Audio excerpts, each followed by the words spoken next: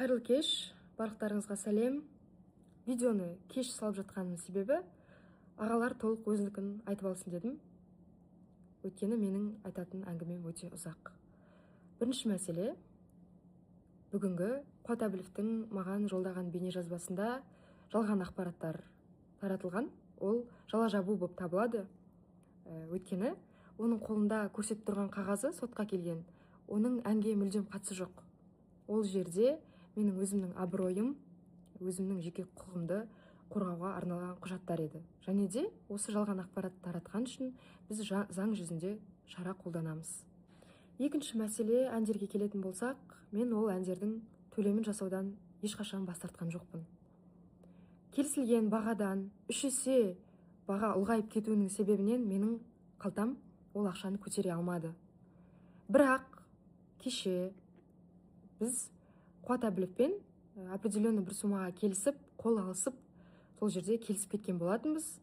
Және де артынша 2 сағаттың ішінде біз договорды әкелдік алдына. Әкеліп тұрсақ, ол өзінің ойыннан айнып қалғанын, және де әндерді бүкіл жерден удалить ететінін, өшіретінін айтты. Үшінші мәселе, әндердің құқығы. Мен осыдан 2 жыл бұрын, 2024 жылы, жеке клиент ретінде өз ақшаммен Қуат Әбіловтің гонорарын толық төлеп, ұмытсам да әнін сатып алам толықтай. Және де ол ән 1 жыл бойы ешқайда шықпай тұрады, менде тұрады. Менің қателігім, ол әндерді сатып алған кезде договор жасатпағанмын, бірақ перевод, чек барлығы сақталған. Сол әнді 2025 жылдың көктемінде Әлшер Бұрханов, менің бұрынғы продюсерім, естіп ұнатады.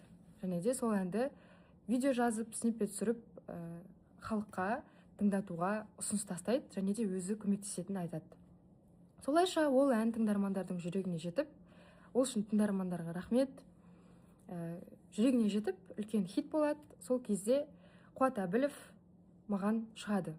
Ол әннің хит болуымен құттықтап, бізді студияға шақырып, егер жаңа әндер іздеген болсақ, бізбен бірге жұмыс жасауға дайын екенін айтады. Солайша мен Әлшер Бұрхановпен сол кезде договорға отырам, яғни продюсер, әртіс ретінде екеуміз келісімшартқа отырамыз.